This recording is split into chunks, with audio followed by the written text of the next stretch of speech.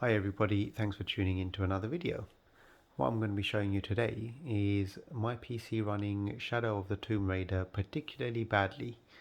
So the PC that it's running on is a very capable machine. It's powered by an AMD Ryzen 3950X processor, which I'm sure you're very familiar with if you're watching this video. It's also equipped with 64 gig of Corsair Vengeance low profile memory, which is running at 3600 megahertz, and the graphics card is the big letdown in this setup because I'm currently waiting to buy one of the new cards from either Nvidia or AMD once they've finished battling it out as to who's got the better card. But I am running, as you can see here, an Zotac Nvidia GeForce 1080. This is not a TI. This is just a standard 1080 with 8 gig of DDR memory on it. I've held out upgrading because I've been waiting for this graphics card war for a long time. This generation of graphics cards are a huge generational leap forward from what we've seen in the last couple of years. I think personally the Nvidia 2000 series was probably not worth spending a penny on. They weren't much further ahead from as compared to the sort of 1000 series. The 1080 Ti was a fantastic card in itself, and it probably didn't warrant upgrading to 2080 Ti's just for ray tracing, which at the time not many games really supported anyway. But as we can see here, just to get on with the game, so I've got the game to a point where we've just passed the starting cutscene, and so we'll go straight into gameplay. But the graphics are set to full resolution on this monitor. So this monitor, by the way, is a Samsung C49RG90. It's a curved gaming monitor running at 120 Hz. Absolutely beautiful display in my opinion. That's my personal opinion only. And this game does take benefit of the full ultra wide resolution, but again, pushing so many pixels at this resolution on a 1080 is definitely going to be a challenge, and you're going to see just how badly that's running. Just before I start the game then, all the graphics options that can be set to high are set as high as possible.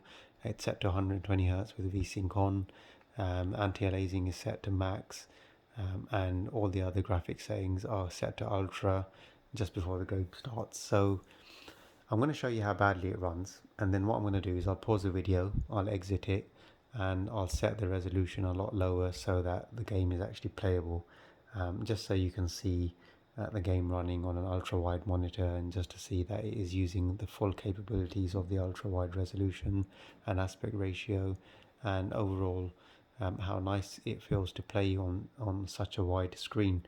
So I'm going to go ahead and just exit the menu now, and what you'll see, there's a tablet situated right underneath the monitor that's showing various metrics from the PC. So you've got the CPU on the left, the graphics card memory consumption, which is sitting at 7.6 gig out of the 8 gig that's available for the graphics card.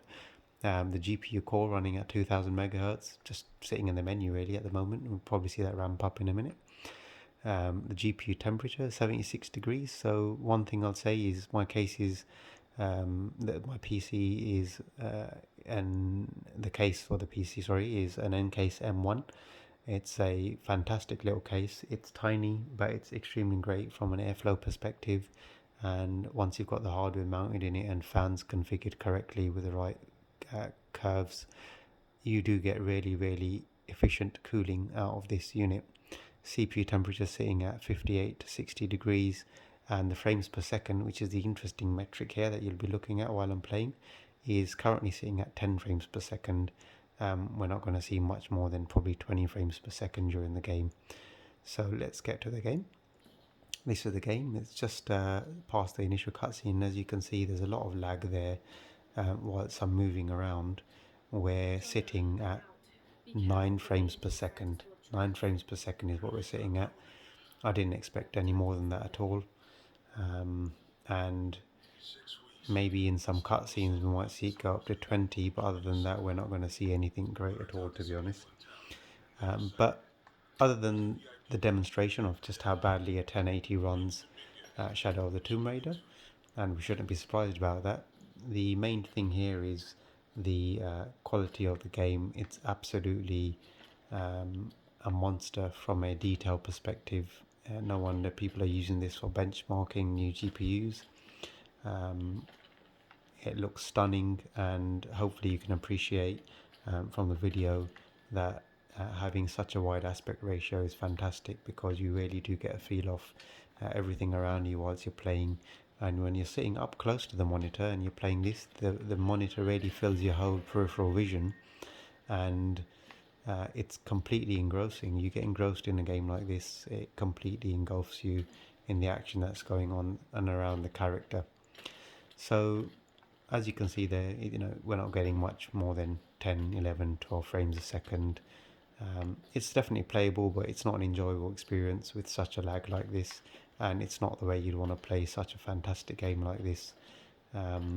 Not just from the sort of quality of the details of the game and the graphics quality, but just gameplay and gameplay metrics. Gameplay mechanics. Absolutely fantastic game. If you haven't played it, I would definitely recommend trying it out. No doubt you would enjoy this title, and I'm sure the fans of the Tomb Raider series will definitely agree with me there. I think the only thing that's making this run at all is the fact that there's supporting hardware on the graphics card, such as the CPU and memory, are actually very, very capable components. So it's making it that little bit playable, but as you can see, there is a lot of lag. So what I'm going to do is I'm going to pause the video at this point, just after this cutscene, and once we've passed this cutscene, we'll pause the video, we'll reduce the graphics quality to something a lot lower, just so you can see the game running in a lower resolution. In fact, I might keep the resolution the same. I'll keep the resolution the same, but I'll reduce all the texture qualities just to see if we can get some more frames per second out of it. I'll be right back. So, welcome back. I've let the cutscene play out and just saved the game and exited. And I set all the graphics settings to a medium preset. Now it's actually a lot more playable, even though it's not achieving any super high frame rate. It's sitting at 30 to 32 frames a second. And as you can see, it's smooth enough to play. It's not lagging too much, and you can actually maybe enjoy the experience a bit more. It doesn't look too bad, to be honest. Medium quality is still running at full resolution, so 5120 by 1440. If I was to drop that resolution, I definitely would start seeing a further increase in frame rate. But the main point here is the game is fully playable. It's running smoothly enough to enjoy an gaming experience. On a monitor with such a high resolution, at the full aspect ratio of such a wide display, the game is looking very, very nice. If you're wondering how Shadow of the Tomb Raider runs on an ultra wide monitor, hopefully this answers some questions for you. If you're wondering how it runs on a 1080 non-TI version, hopefully this answers some questions for you. I'm going to be uploading more videos as time goes, to share experiences of gaming on an ultra wide monitor with you.